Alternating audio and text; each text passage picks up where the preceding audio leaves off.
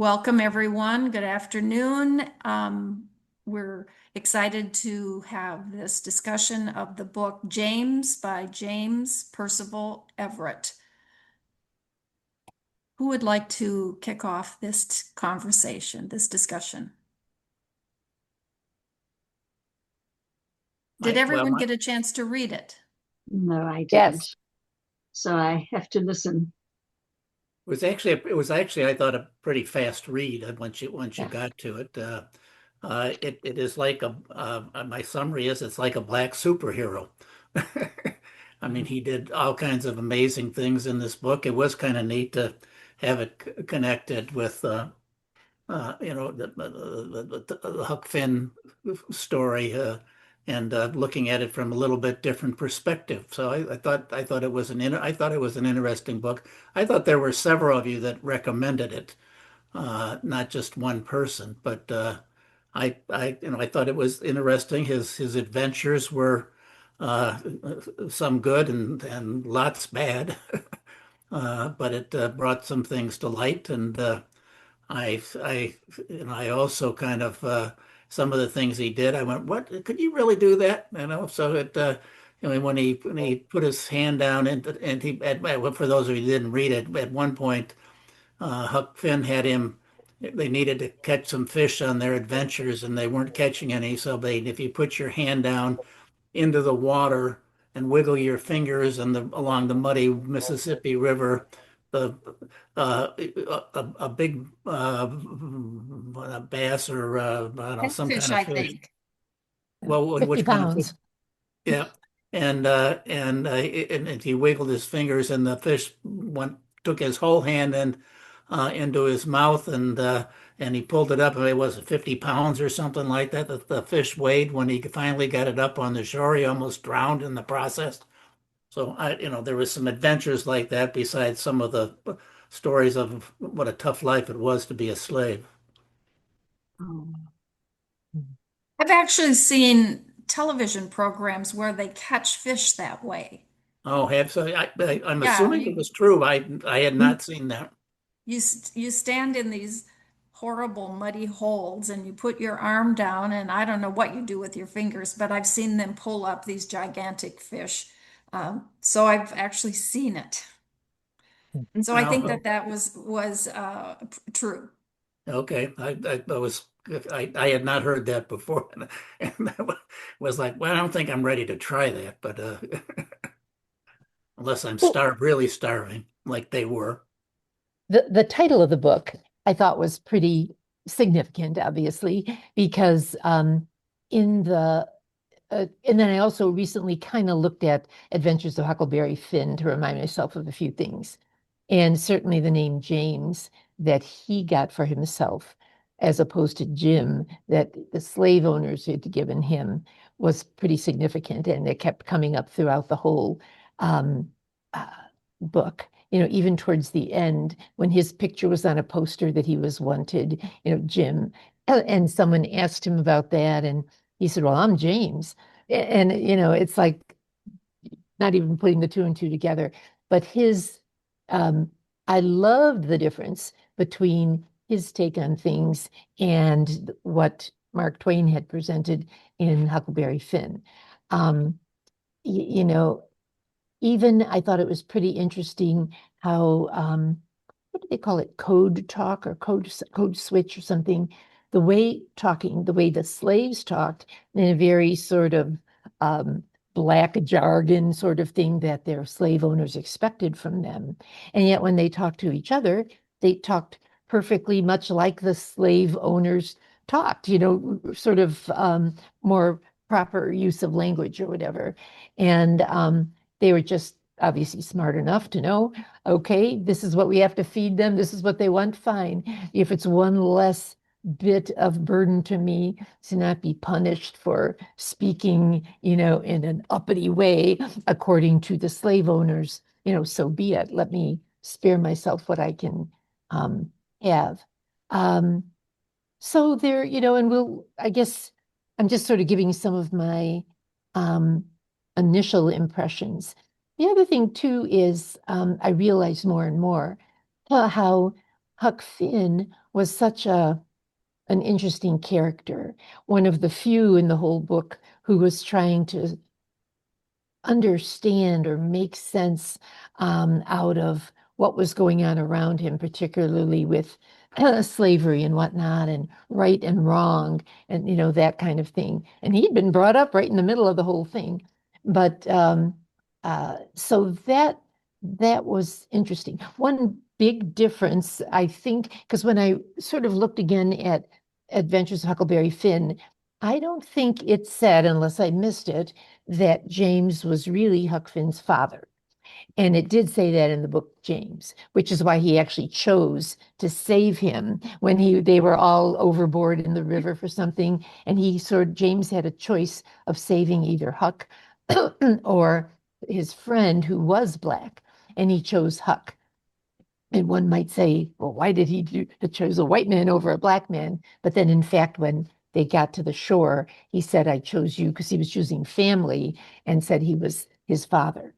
I don't remember, and I don't actually think that was said in Huckleberry Finn, so maybe that's a true deviation from the plot. But it was still a very interesting scene, I thought. Because I thought in the book Huck Finn, it's been a while since I've read that, is that I thought Jim was kind of the same age as Huck Finn and Tom Sawyer. I didn't Oh, look at him as an older black man. I thought he was more like oh, the similar type of age. Maybe I'm just didn't understand it right, or I've forgotten, and I didn't think he would be old enough to be his father. And and the mother was gone out of the picture, I guess, by that time too. So that was a little different than I remember oh. from the book, actually, Huck Finn. But again, it's been a while. My Yeah, memory is that he was an older man or older than Huck Finn, but it's just my memory. I'm not actually sure they even said that, but I could be wrong. But my sense, just reflecting on Huck Finn, or my impression was always that Jim was a bit older, Mhm. that he Okay. wasn't, they weren't contemporaries. Oh, I guess I had a different opinion than that. So I bet you Yeah. guys are probably right. Okay. But that was only a sense. Yeah, I don't know, but maybe I'm going to have to go back and read Huck Finn. I think it was just a sense I had. I don't think they ever really identified that. They certainly never called him the father. Right, right. I think that was a new part that Yeah, was added to it, yeah. which was okay, but I sort of liked it even better when it followed pretty much the story, the older story, and yet from the different view of James. I liked that a lot. I thought it was sort of an ingenious thought. I mean, now that the book is written, one would think, well, of course, that he had his viewpoint too.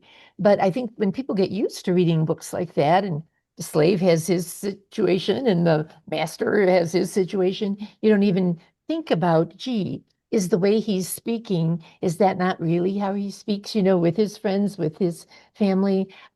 So it brought up things I hadn't even thought about. Yeah, I So, thought that was one of the more interesting parts of the book was the way he had two different kinds of speeches, and even the slave speak and and the person um, the way he would speak with other black people as and that he also knew to read and write, that he had to keep secret as well, and the diary that he kept at the not the diary, but his life story that he started to write down and everything. But yeah, this different speaking for white people and black people was what stood out the most. But I really, it's been so many years since I read the Mark Twain's Huck Finn that I really didn't remember much about it. So I guess I was sort of reading this as a standalone book. And I thought about reading Huckleberry Finn, Mark Twain afterwards, but I haven't yet. Showed a lot, I think, how James, let's see, was part of the community slaves, really, as he traveled with Huck, and they got here and there and washed up on this shore and that shore, um, and how they helped each other. Um, like there was the one situation where he was shackled in a cabin, and the guy who shackled him was a black slave because he was taking care of that little out cabin. Um, and the master said, you put him in shackles and give me the key, which the slave did. But the slave had another key. And as soon as the master had gone, he unhooked the shackles. He said, let me, let you sleep all night without the shackles. I'll just, I'll lock them again real right before the master comes so that he won't realize, you were able to spend the night without shackles. But of course, he didn't do it in time. And so then there were repercussions for that. But there were numerous examples of how they tried to help each other, and how James found that young woman's slave. What was her name? Sammy. And she was working, oh boy, where it was towards the end. And so he took her away with him and was going to try to get her away because he realized she was being raped by the slave owner. And of course, unfortunately, I mean, it was true to, I guess reality, that she died in the river when their boat overturned. But then they talked a little bit about, was it better that she was taken and died like a free woman versus having stayed, in that slave situation where she just worked all day and then was raped on top of it. So, I was on the side of, oh my gosh, yes, just die in the river, and that's probably a better end, for her. But it's interesting how he had a really a more active role in helping and trying to just trying to point out that just because someone thinks they're not racist, but if they own slaves, they are, or if they don't speak out against it. There was a lot of kind of subtle teaching going on, and I think all on the behalf of James doing it. And The go ahead, Al. even for the fact that along the way he would allow himself to be sold as a slave. Oh, yeah.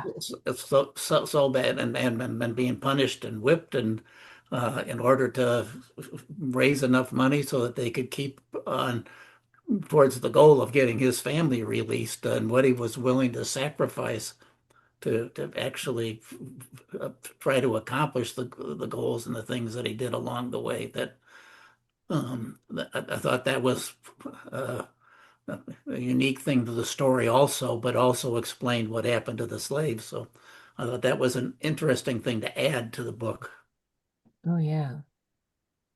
Well, I thought the author did a phenomenal job giving James agency and intelligence, and a voice that was not common among or other slave writings that I didn't think of him as a slave. I thought of him as a human being. Um, but then he would find himself in the situation. I was trying to recall the situation where the musicians um, took him on.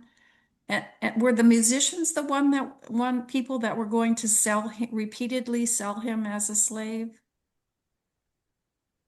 Or No, No, no, it was the con men, I it thought. was that friend. What I forgot the guy's name now. That Oh, that was yeah. doing. Was he Norman or something? He Yeah, was the guy Norman who was Mills. really Norm. black, but light enough to pass as white. There you And then he go. wore blackface in the show. I mean, the irony of all that was so crazy.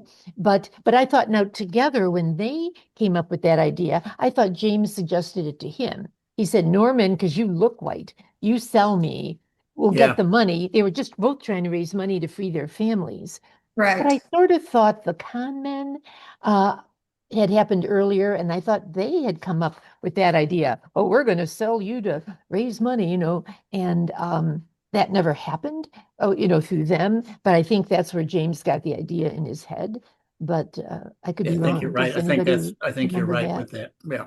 Yeah, but then after the first time when it was terrible, so then they thought they were going to do it over and over again until then James would run away, and then they'd sell him again, but it was too terrible. He couldn't go through it again. There were so many layers. It was like an onion. You just kept peeling back layer after layer after layer of issues and social and moral themes throughout probably from page one till the last page. It really, that's why I said it was an easy book to read. There was an adventure. I mean, again, some good, some bad, but there was an adventure of every chapter, and it was laid out nicely so that you could get to the end of that chapter quickly and then often go on and read another one. And you're right, you didn't want to put it down, and you wanted to see how that adventure was going to happen and how it was going to lead in towards, the what's going to happen at the end. Oh yeah. Yep. Karen, Monica, and you did not read the book. Is that right? Okay. Pat, did Did you read Pat the read book? it? I don't know what happened, but I think I read the wrong book. I got prepared for whatever reason. I thought we were doing Song of Achilles. I don't even know if it's on our book list. It I is. think It's that's next next month. month. Yeah. Oh, it's next month. Okay, so You're I'm all ahead of ahead the of game. yourself. I, okay, I'll give a fair, not a warning, but an enticement. I really enjoyed it. Anyway, so I'm ahead of the game. Now I'm going to have to read this one. I would Okay. highly recommend this book to you, Monica. I think it's exceedingly well written, beautiful prose, or just it's well done in every sense of the word, and I believe you would thoroughly enjoy it. And the name From is it, James. yeah, James. I believe it got the Pulitzer Prize. And I also believe it was Book of the Year at Barnes and Noble. This might have been a year or two ago when it was actually first published. So it has been well received, and honored type of book. Yeah. So I didn't read it, but by the time we got back from Florida and all our visiting and everything, wonderful time with Sharon and Steve. And how are you feeling, Sharon? Feeling okay. Yep, all over the bug. Right. And the eyes? I've had better days with my eyes. Eyes. Okay. But anyway, I decided I wanted to read Huck Finn before I read it because it's been years and years and years since I read Huck Finn. And so I said, I want to read Huck Finn and then I'll read this book. What do you guys think about that idea? yeah. Well, did you read it then? Because hey, chime in with, your thoughts about Huck No. Finn. No, I haven't read either one of them. Oh, not either one of them But yet. Okay. since I was so close to this date, I said, well, I'm going to, now maybe that was an excuse for not reading it, but anyway. So anyway, You're too yes. busy traveling. It's just been one thing right after the other. And so, yes. And so anyway, I did not read it. And I think it's an excellent idea to read both of them. And honestly, whichever order, I don't think really matters, but clearly, since one is sort of based on the other, it would make sense to read Huck Finn first and then James. And, Yeah. and Pat, I'm just looking, I just looked up something. It says that Everett said he didn't write this book, the book James, as a correction to Huck Finn, but as a conversation with Huck Finn, using a final twist to connect the two narratives. And I think he did that, and I think he did that especially well. Right.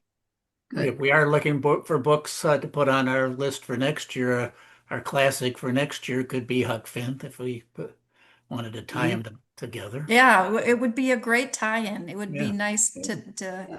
read Been a them. while. Because all of us, it was probably for all of us years and years ago that we Oh, yeah. read Huck Finn. And then You know? maybe Pat could lead that discussion. There you go. Well, I'll take that on, Sharon.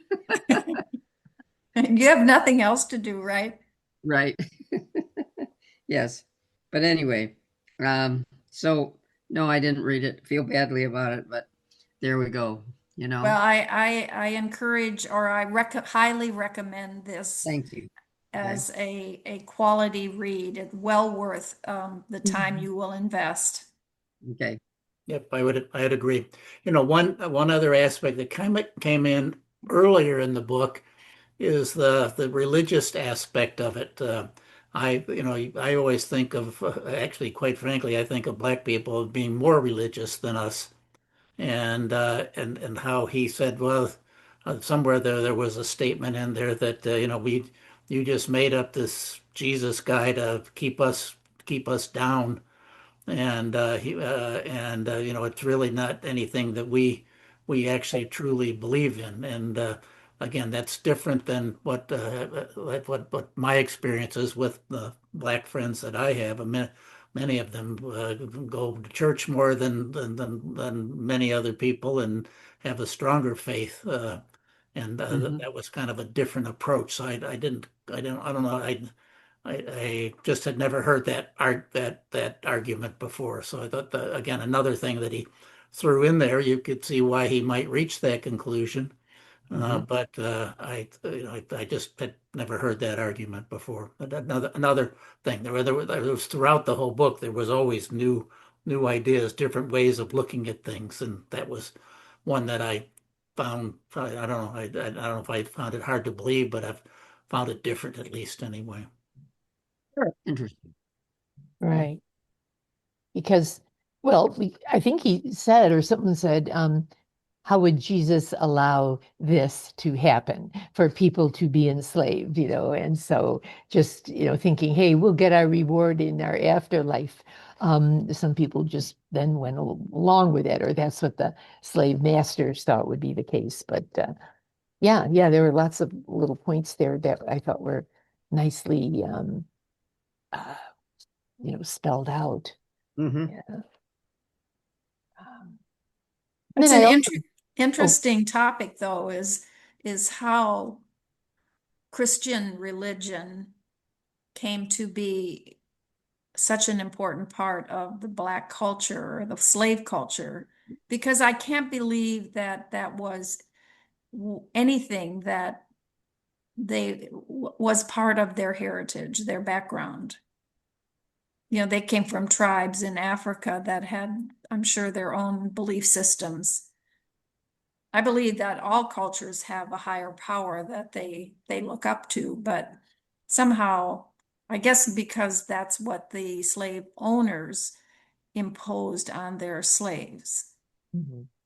Well, just like with Native Americans, I mean, it was the missionaries that tried to, brought Christianity to the Native Americans here, and that probably did happen some with the blacks, but you're right, it was probably more the owners that was pushing them, but I thought they had pretty much again bought into it that yes, well, we will be rewarded in the long run if we just keep this up, and I don't again I'm carried forward to today. I think there's a stronger connection with religion with I think awful lot of black people that they're that white or others don't have. Well, I think also, as you point out, it's a way to concentrate on the life to come rather than the current life. And that's such a great part of Christianity, um, heaven and the world to come. And so it's a solace in a way. And also, I know they seem to identify a lot with the issue of slavery and the slaves in Egypt, and all the songs go down Moses, go down to Egypt land. A lot of the spirituals kind of relate to that idea of slavery. So I guess I see it as a solace for them in a way, and also a community, a sense of community, because they didn't mix with the white people going to church. They had their own, and it was a communal thing that they could share that was something other than misery. Well, and the singing that they brought out, and think that you still even have to this day too. The enthusiasm of their singing is is Mhm. is is great. You know, the reference to singing reminds me of an anecdote from the book where, let's see, James was caught by someone at this particular time where a slave master was like sort of in charge of him and another guy. And they were working and working. And the slave master said, I want you to sing while you're working, you know. And it said he didn't want to sing, you know, for the slave master, but somehow he just did because actually he felt better when he was singing. But then ironically, along comes the guy from the traveling minstrel show and hears James singing and says, what a tenor. And then so he hired Yeah, that's James and right. took We him need to a the tenor. minstrel. Yeah, so it segued into that. How else would they know that James happened to have a nice voice, except that someone was making him sing while he was working? So it was sort of an interesting connection, I thought, you know, between the two. Yeah.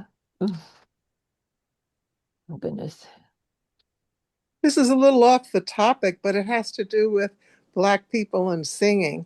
There was a time when I went along with the Perlman music program, and at one point they and the students in the program went to Israel and decided, because they had a chorus of these violin and cello string players, and they in the Perlman music program had a chorus so that they could make music. It was a wonderful invention. These great young string players could make music without having to care about being technically accurate because it was just singing. So anyway, they had a chorus and they decided to go down in the desert to be with it was a Black community that were, I think it started in Chicago. They were called Black Israelites, and they decided they wanted to live in the Holy Land.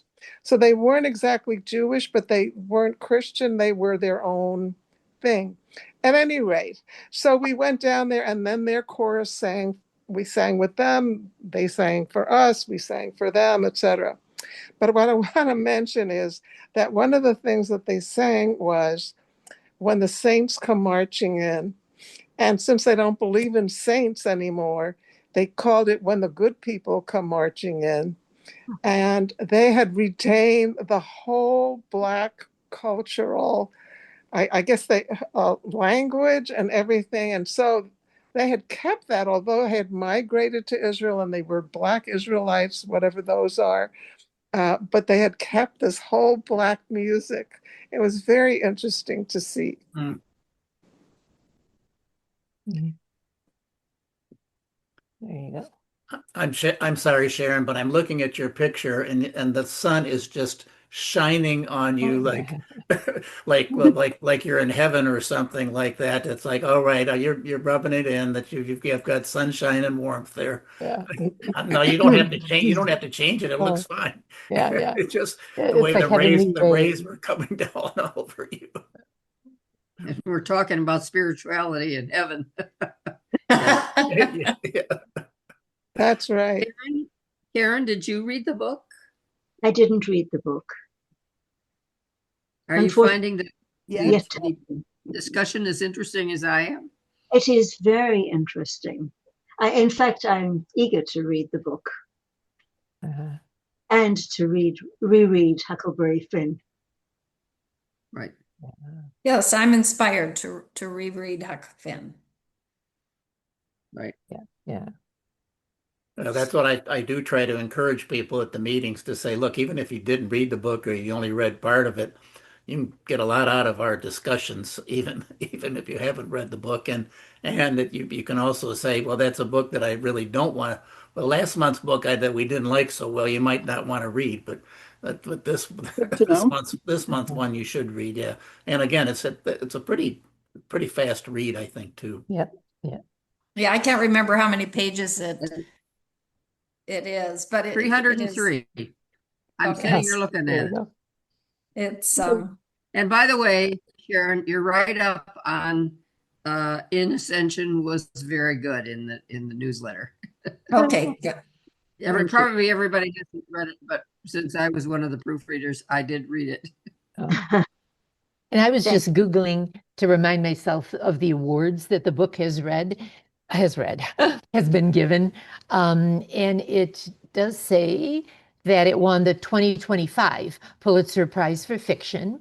It was a New York Times bestseller, and it was winner of the 2024 National Book Award. And then I just do remember I was going to a book club at Barnes and Noble at the time, and they always post a book of the year. And I guess it was for what, 2024 or 25. So there you go. I guess a lot of people liked it. Yeah. Yeah, Does anyone know anything about the author? No, I do not, and I didn't have time to research He's a him. creative writing professor at USC, University of Southern California, I think. Mhm. I did look that up. He lives in Los Angeles. He's got a number of other books that has already written that have received awards. This isn't just his first book or anything. I have the book in here, and it does. Even some have turned into films and that type of thing. Yeah. The book was this one was written in 2024. I think he wrote the book that the movie American Fiction was based on. That was just about 3 years ago. And I believe it won an award or two, or perhaps the guy who starred in it did.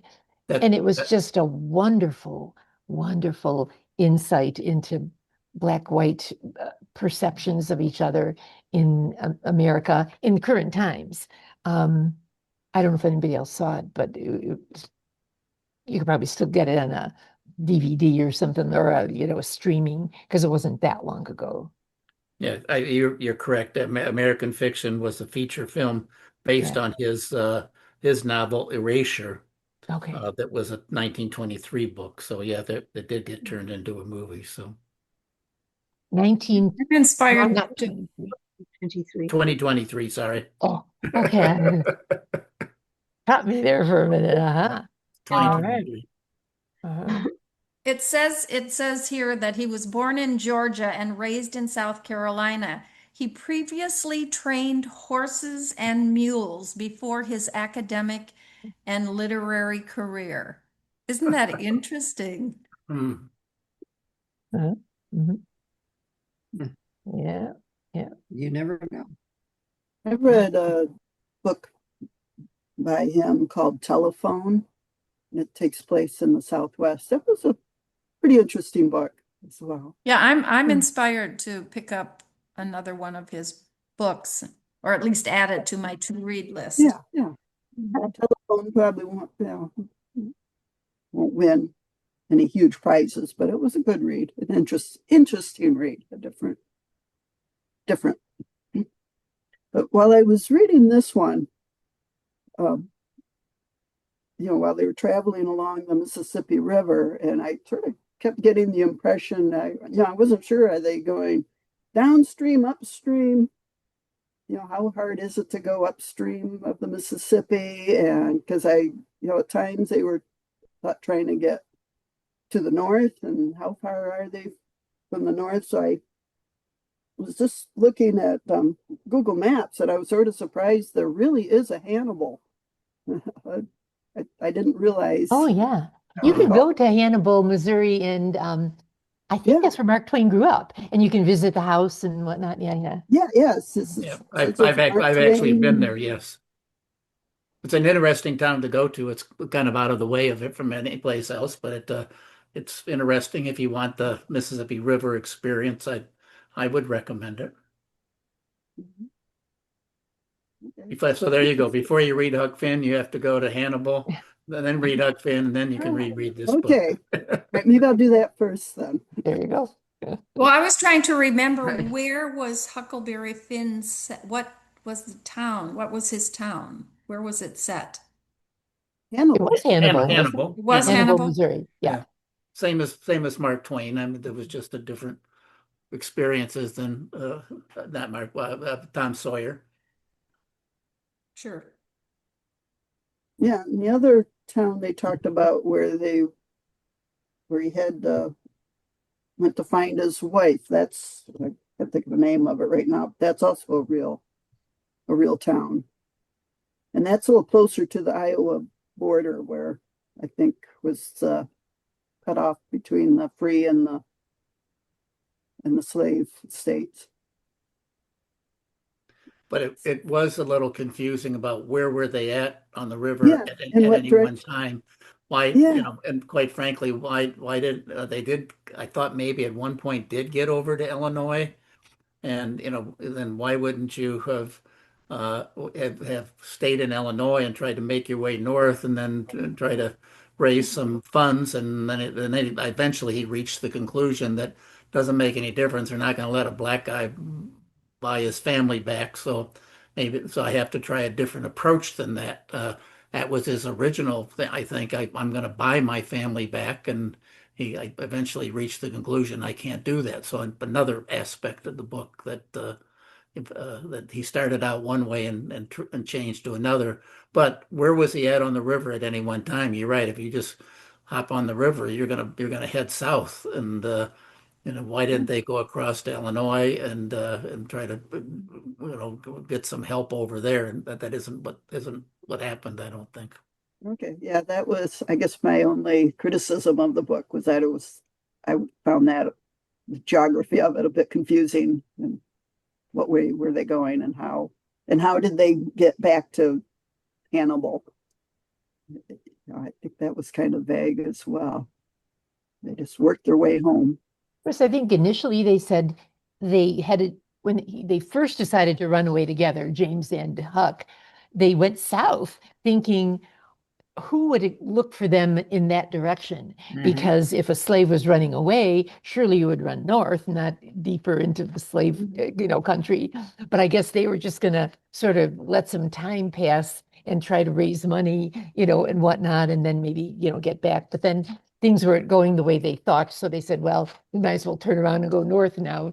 And, but I agree with you. Then all of a sudden, there they are at a house of someone who was related to someone, and then they went back and found out where the wife and daughter had been sold to, so he could go after them.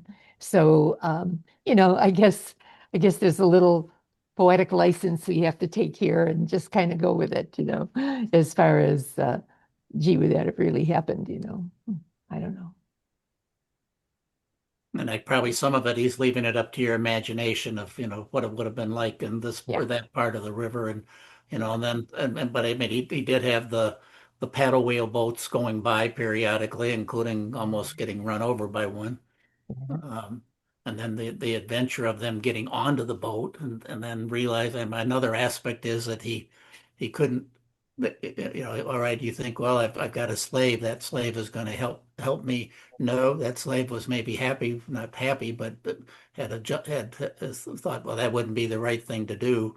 So you couldn't even necessarily trust another slave to actually help you out. They they might actually sell you under. And so that you had that part of the book also that they had to deal with. Speaking of the paddle boat, wasn't it one of the paddle boats they were on for whatever brief time, and they were hiding downstairs in the area where you shovel the coal into Yeah. the thing that gives it the energy to go, into the whatever. And the guy who was shoveling the coal was a slave. And it was sort of just an interesting aspect of him that he had been just sort of brainwashed. This was his whole entire life. I guess he never, hardly ever, ever left that coal room shoveling into the stove, and just had sort of settled into that. And they were just sort of amazed and, horrified that this became his life, and he was accepting it. But who knows? I mean, maybe accepting isn't the right word, just sort of, the horror of it just what that does to your brain, that he just, hey, here I am shoveling. Nope, I don't want to go out. I think someone even brought him food or something. Yeah, they didn't allow him to even go out and get food. He Right. was in there, and then when the boat would dock, he had responsibilities for cleaning things out so that when it was ready to go again, and if they wanted it to go faster, they had to shovel more coal into the bin. And Yeah. again, another thing probably I had never thought about before. Yeah. Yeah. Every slave he ran into had a different type of life, a different type of situation, different attitude of how they got by. Yeah, very interesting. And he had to hide his book from all of the Oh, black yeah, that was another thing. people that he met. He couldn't, and he reverted to this African American or African speak, or the expected vernacular. But he clearly was, more well educated than he was allowed to display. And he educated himself by breaking into the judge's library and trying to understand the letters a little bit. So I mean, he was, as far as I remember in the book, he was pretty much self-educated, and that was another thing that this it was amazing. I mean, what would it take to actually do that?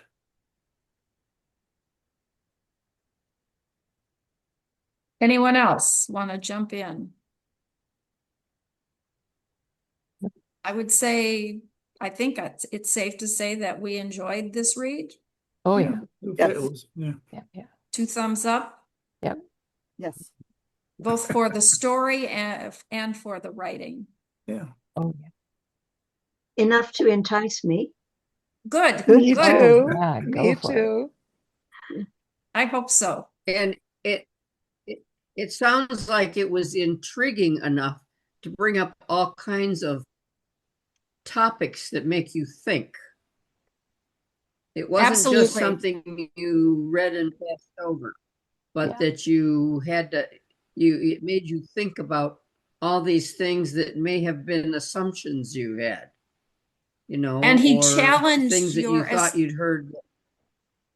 he challenged Yes. established Yes, assumptions. So what you would think right.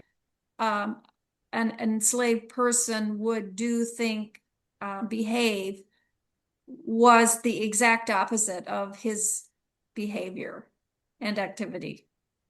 Right. But he kept Yes. But what I'm also hearing is that, go ahead, Al, No, go ahead, Pat, finish up.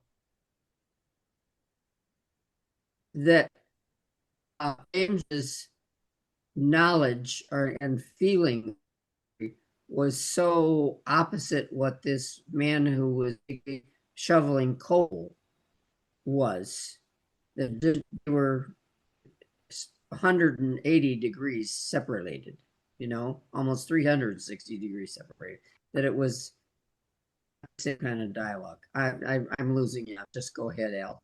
Well, it actually was 180 degrees because it was probably 180 degrees in that furnace room.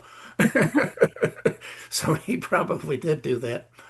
My point was going to be but he captured you with the adventure. So, and then once you finished, as you were reading the adventure, then it got you to thinking about different things. But he certainly kept your attention with the adventure that they were going through the whole process. Mhm.